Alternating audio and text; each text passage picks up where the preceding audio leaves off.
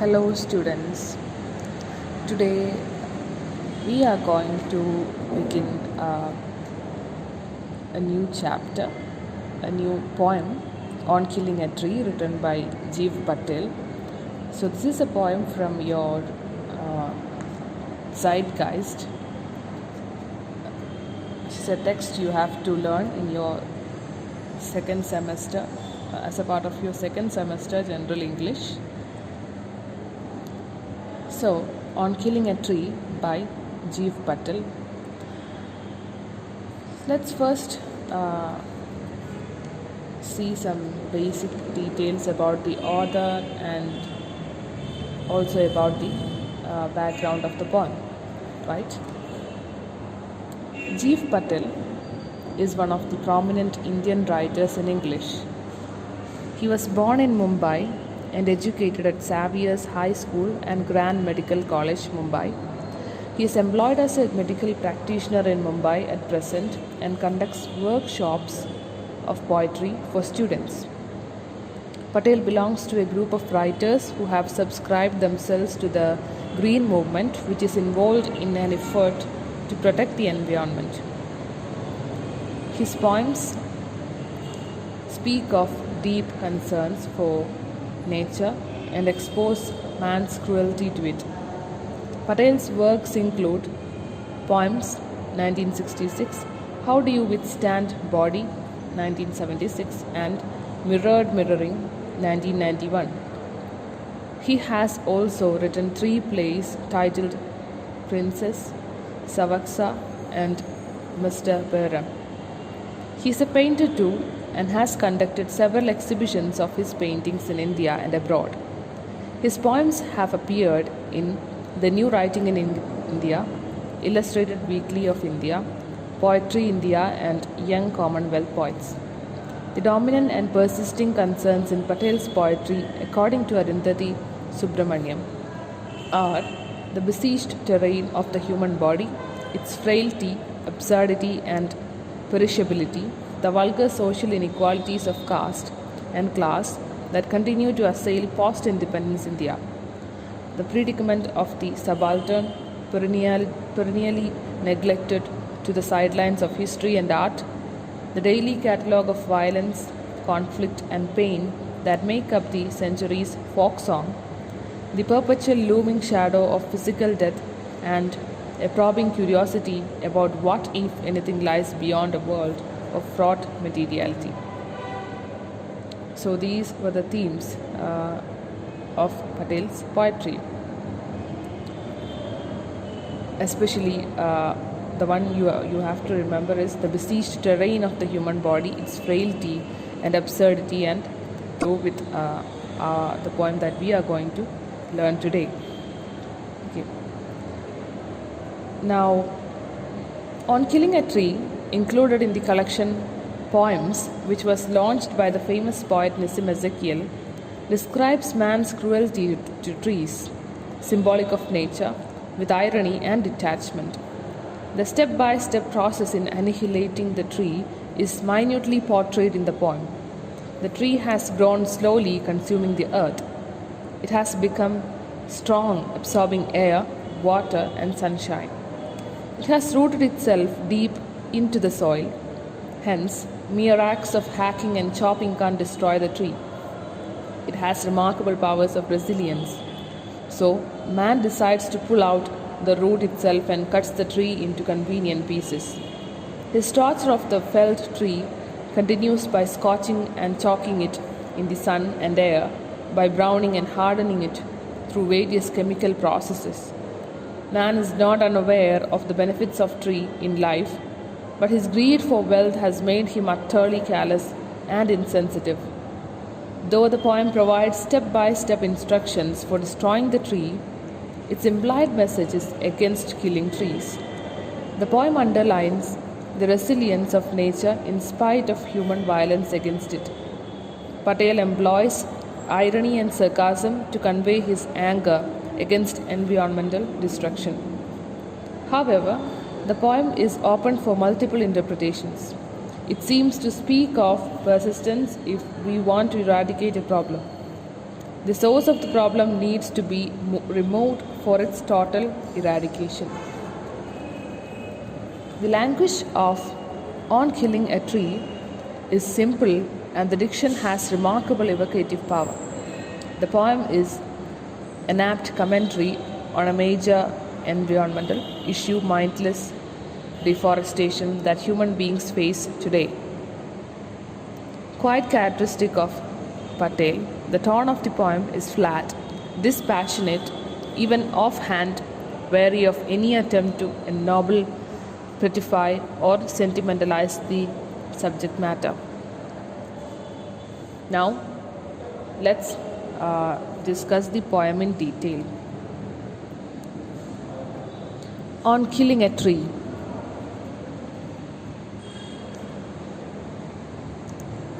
It takes much time to kill a tree.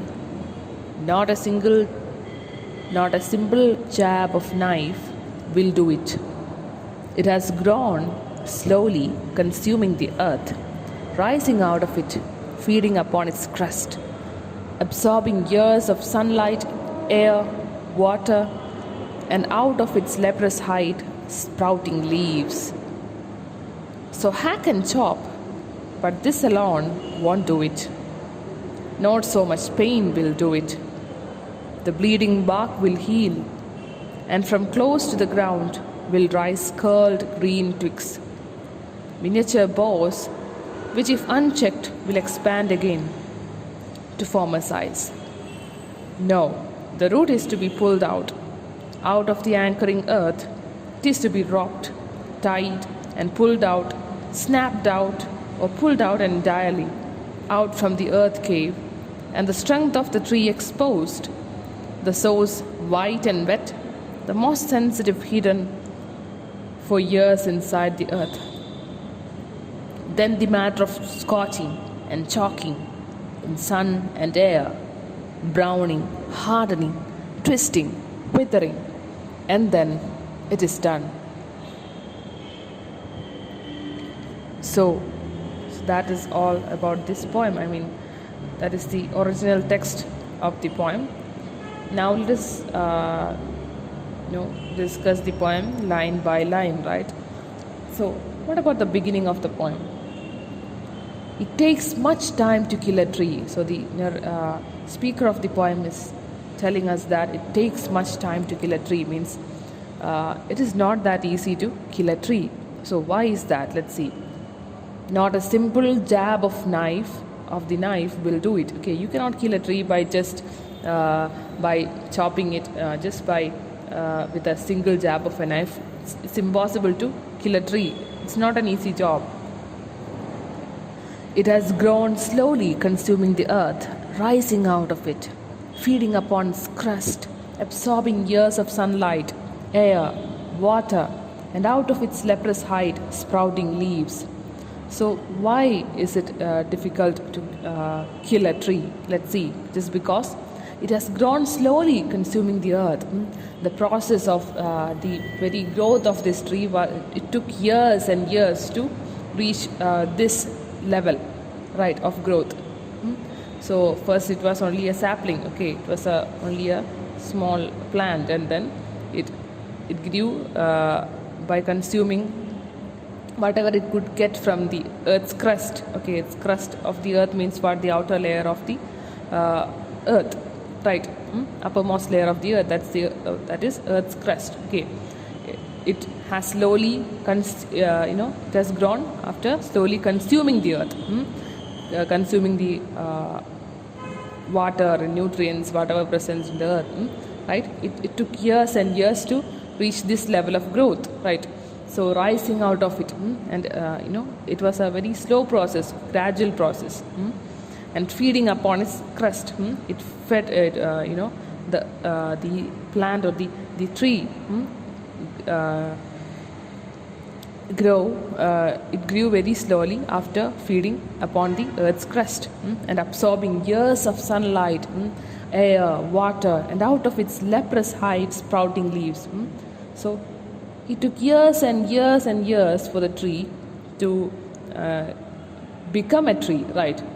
By absorbing years of sunlight, years of air, of water, and out of its, and finally it out of its leprous hide. Leprous hide means what?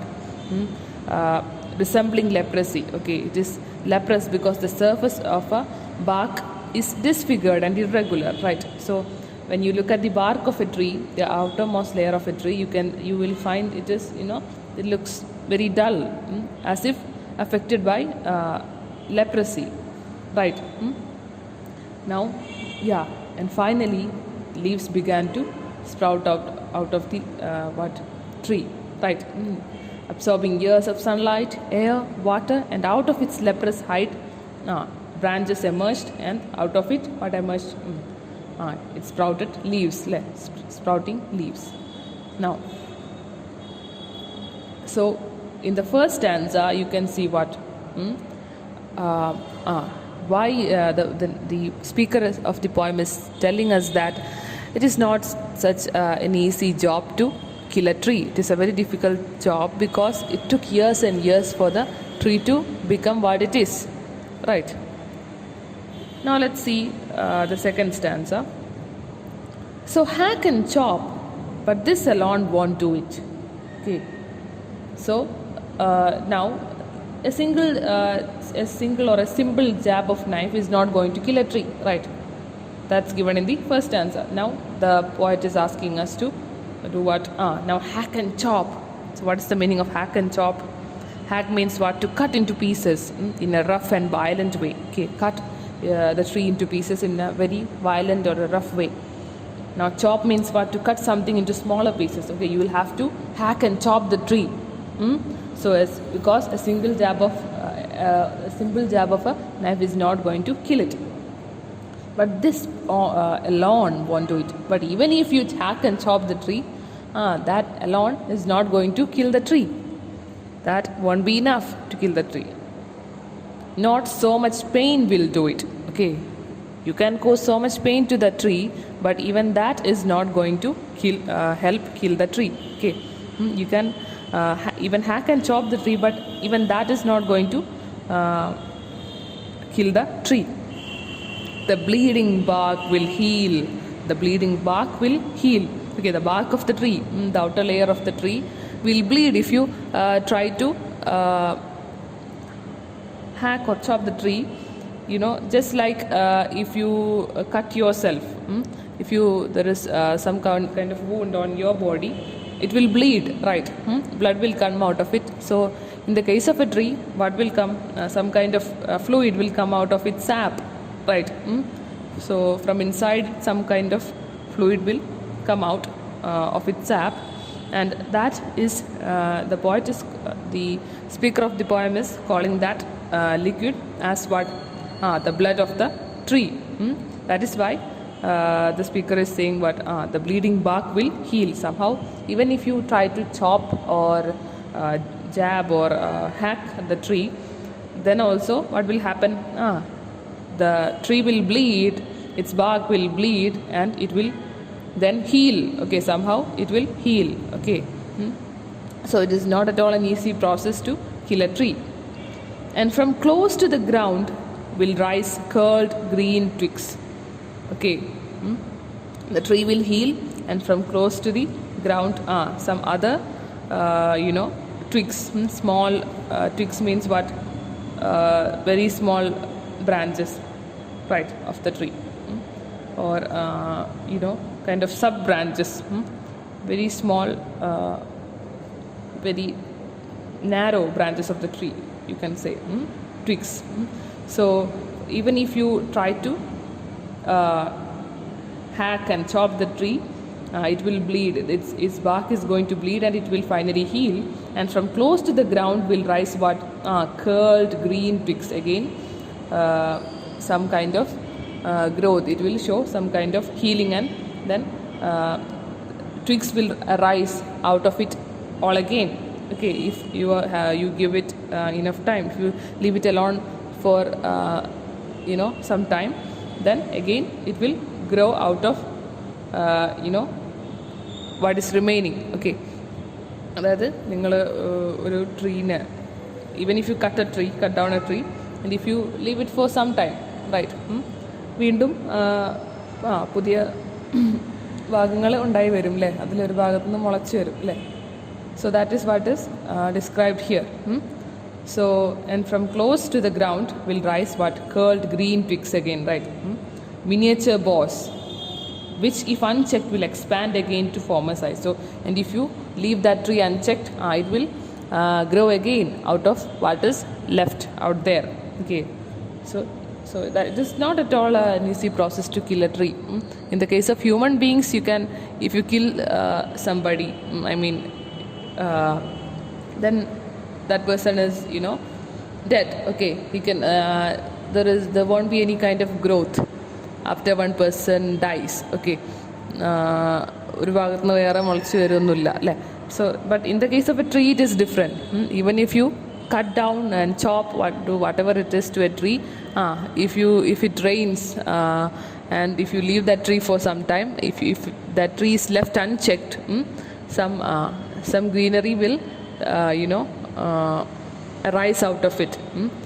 വീണ്ടും ചില ഭാഗത്തു നിന്ന് അതെന്ത് ചെയ്യും, മുളച്ച് പൊന്തും അല്ലേ. And it will and if you leave it long enough,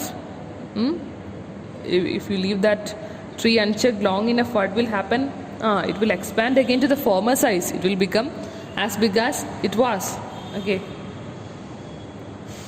So that's about the second stanza, that even if you hack and chop the tree, you will have to that won't be enough, because it will grow again to the former size if you leave it unchecked, right? And some green twigs will rise, and miniature boughs will rise out of it if you leave it unchecked. Now about the third stanza.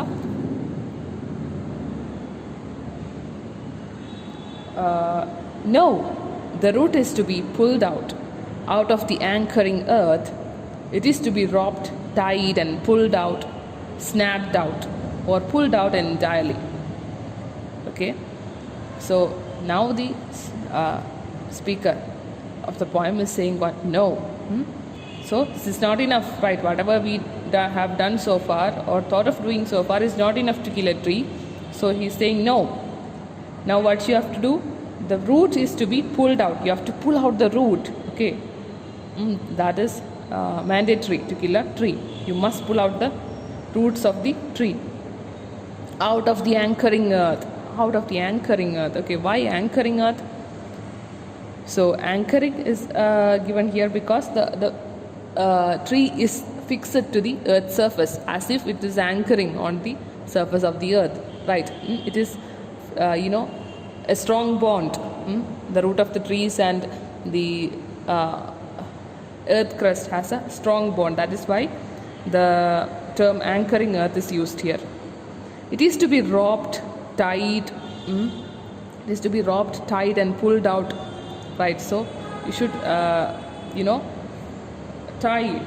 Maybe you should tie the tree with a rope and then pull it out of the earth's crust.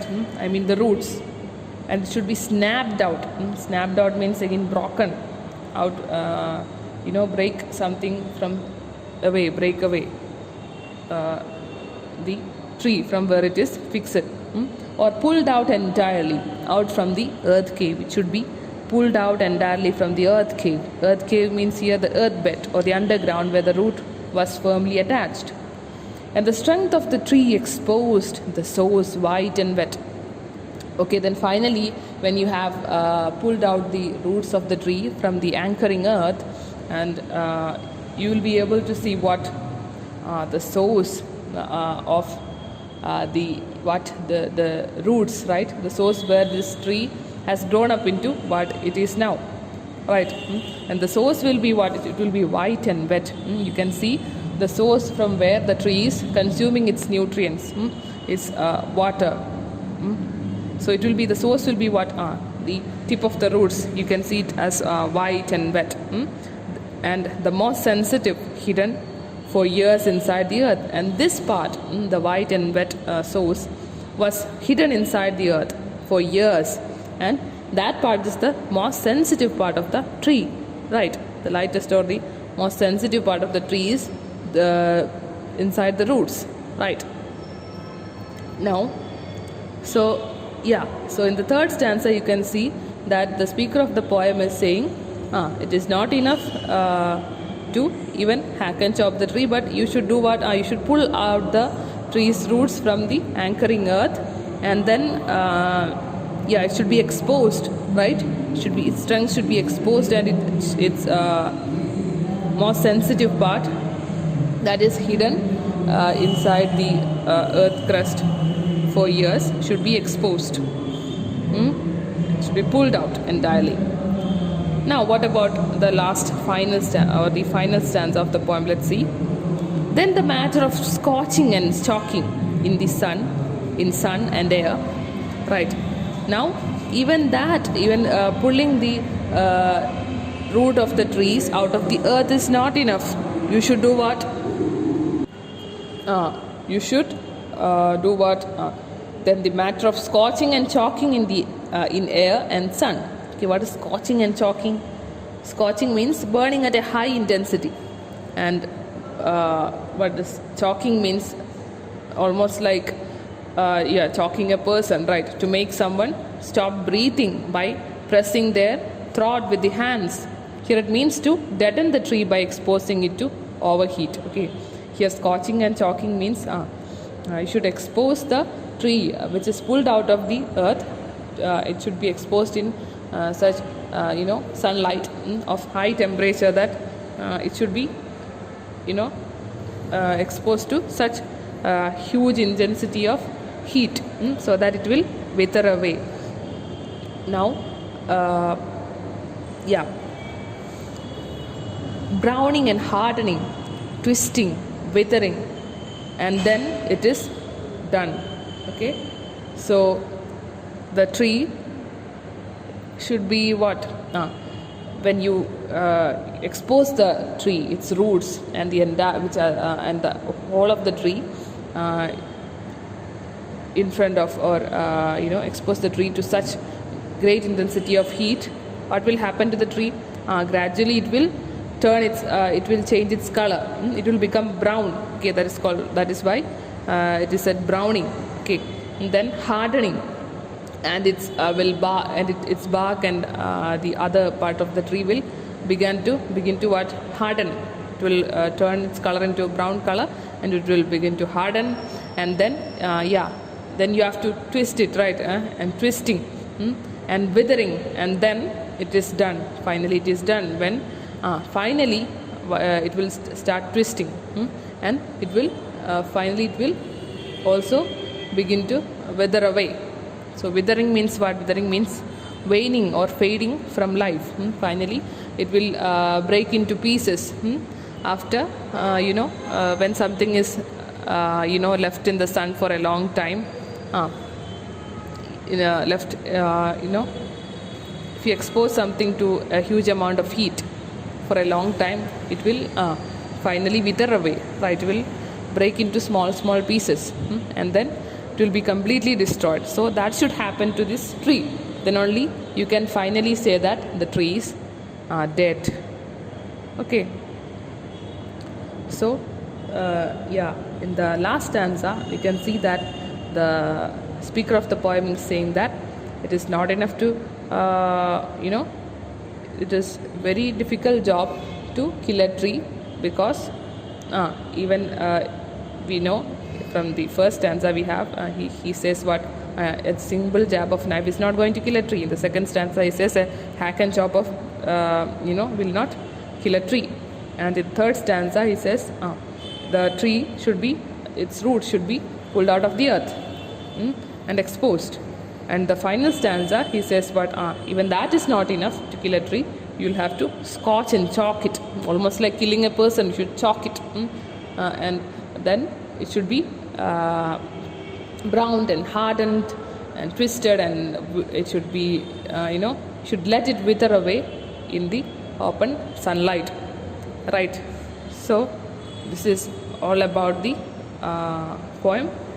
So first level of meaning you can say. But even though the poet is, or the speaker of the poem is asking us to kill a tree, or is describing us how to kill a tree in an effective way.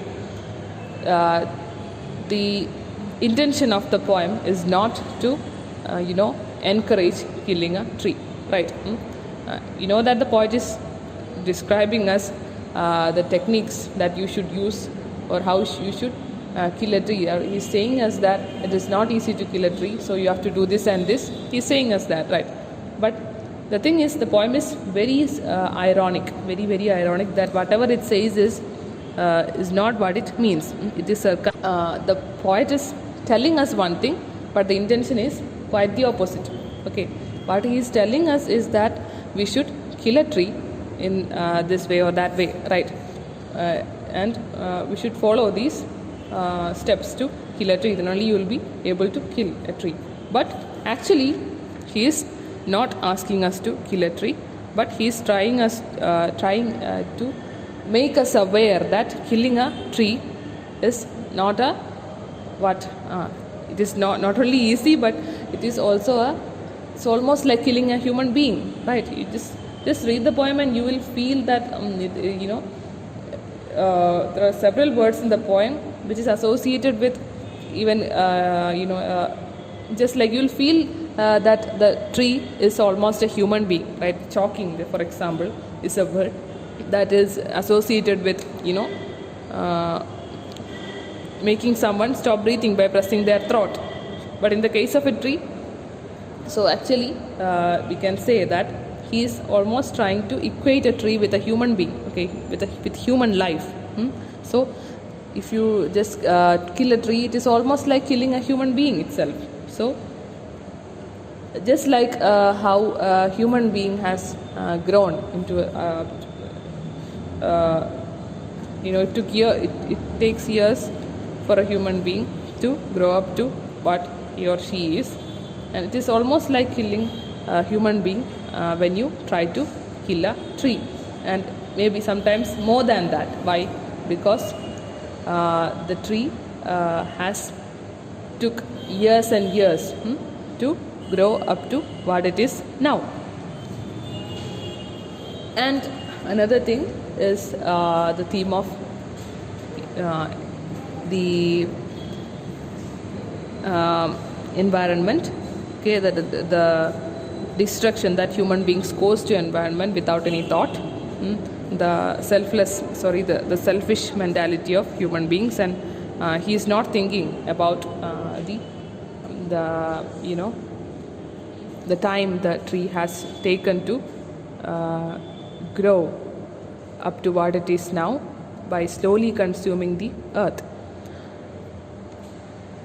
So if you look again at the theme of the poem, you can read it here. On Killing a Tree, included in the collection of poems which was launched by the famous poet Nissim Ezekiel, describes man's cruelty to trees, which is symbolic of nature with irony and detachment. Okay, so don't forget that the poet, throughout the poem, you can see this tone of detachment. Okay, the poem is very dispassionate. Okay, you cannot see any tone of passion in the poem. So it is a dispassionate and detached poem because the poem is very, very ironic or sarcastic. The step-by-step process in annihilating the tree is minutely portrayed in the poem. And the tree has grown slowly, consuming the earth. It has become strong, absorbing air, water and sunshine. It has rooted itself deep into the soil. Hence, mere acts of hacking and chopping can't destroy the tree. It has remarkable powers of resilience. So resilience means what? The ability to heal, right? Unlike human beings, more than human beings, we can say, trees have a remarkable power of resilience, almost like rising out of the dead. So man decides to pull out the root itself and cuts the tree into convenient pieces. His torture of the felled tree continues by scorching and choking it in the sun and air, and by browning and hardening it through various chemical processes. Man is not unaware of the benefits of the tree in life, but his greed for wealth has made him utterly callous. Callous means what? Careless and insensitive. right? Human beings are so sensitive to resort to deforestation and such things that harm the environment, right? Though the poem provides step-by-step instructions for destroying the tree, its implied message is against killing trees. Okay, you have to keep that in mind. Actually, the implied message of the poem is what? It is against killing trees. Okay, don't kill a tree. That is what the speaker of the poem is trying to tell us. Even though the poem even though the poem provides step-by-step instructions for destroying a tree. The poem underlines the resilience of nature, so the healing power of nature. Okay, very important theme in the poem. In spite of human violence against it. Okay, even though humans are trying to kill not only the tree but also the entire nature, it is people or human beings in general are trying to destroy the nature. But at the same time, the nature is healing itself. It has that remarkable power of resilience, right? Now, Patel employs irony and sarcasm to convey his anger against environmental destruction. Okay, he's angry about how men treat the nature. However, the poem is open for multiple interpretations. It seems to speak of persistence if you want to eradicate a problem. The source, so that is another theme of the poem, you can say. So whenever you if you think of a tree, if you substitute the tree with a problem, and you are trying to kill that problem, destroy that problem, eradicate that problem, sometimes some kind of something will remain, and from that remnants the problem rises again. Okay, you can interpret the poem in different ways. Okay, when you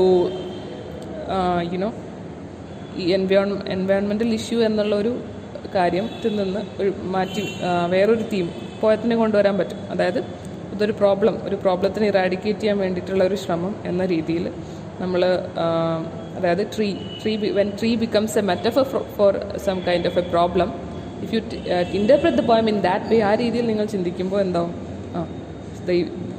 the persistence or the persistence of a problem when you try to eradicate it, ആ രീതിയിലും ഈ പോയത്തിനെ വേണമെങ്കിൽ നിങ്ങൾക്ക് interpret ചെയ്യാം. So it is based on how you perceive it. Okay, based upon your perspective, based upon how you perceive the poem, the meaning of the poem can change. The source of the problem needs to be removed for its total eradication, right?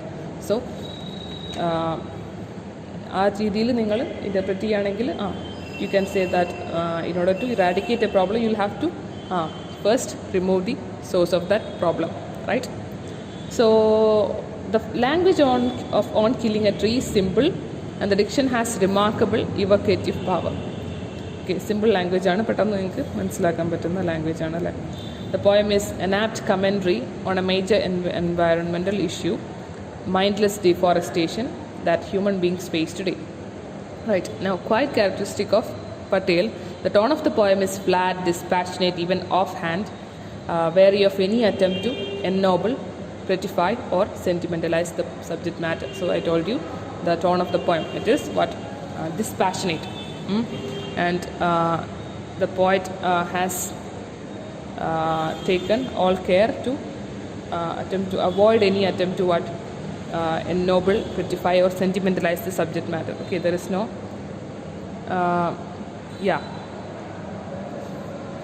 there is no too much of sentimentalizing it, but there is detachment and dispassion that you can see throughout the poem, because it is a very ironic or sarcastic poem.